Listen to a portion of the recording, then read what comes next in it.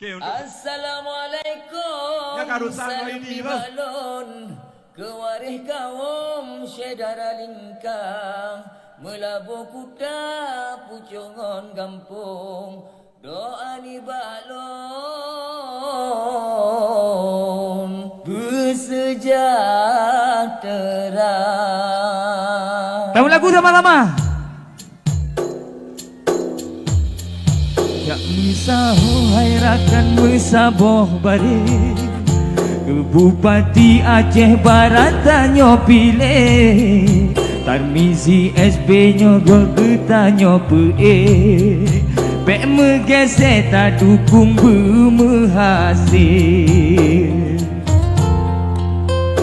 Kewaki anak muda Said Fadil Jika mekri jika cocohan bimbang le Kaserasi got ngon budi gleh lam hade Ngon ulama kedua gebet sajan sabe Ngon ulama kedua gebet sajan sabe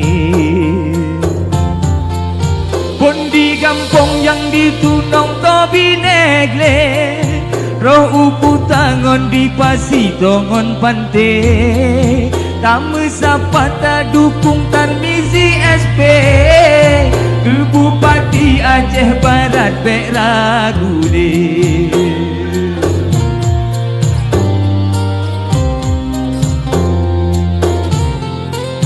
Kita kalon bukti nyata kepelahe Oh gemepucit ka bedoy adegare Rata kampung bang Tarmizi saware Roh ubanda gepeti mak urung sakit Menyau tete yang beula Komnyan ketujut jauh si Benar kejaga marua Aceh Barat bengko berule Jino tanyo siapa pegang Siapa kengon siapa fikir Tanyo pelepah ke Bupati yang matang Hidup Tarmizi! Hidup Tarmizi!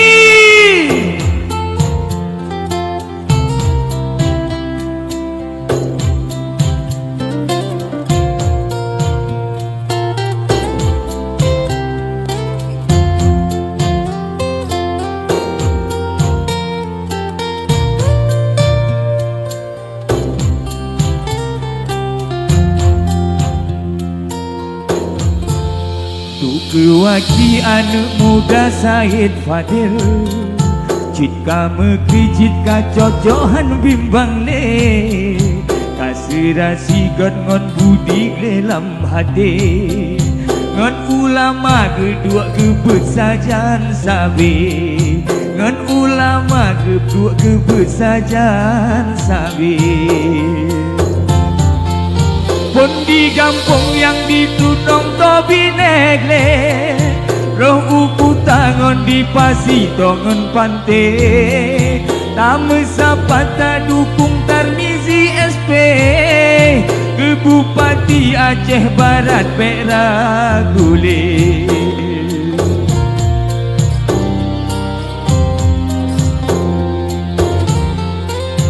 Kita kalon bukti nyata kepelahe Oh gemepucit ka bedoy adegare Rata kampung bang Tarmizi saware Langung putang peti mak urung sakit Menau PT yang bermula Komnyan ketujuh jauh si Menan kejaga marua Aceh Barat beko berule Jino tanyo siapa pegang Siapa kenal siapa fikir Tarmizi tanyo pelepah ke Bupati yang matang Hidup Tarmizi!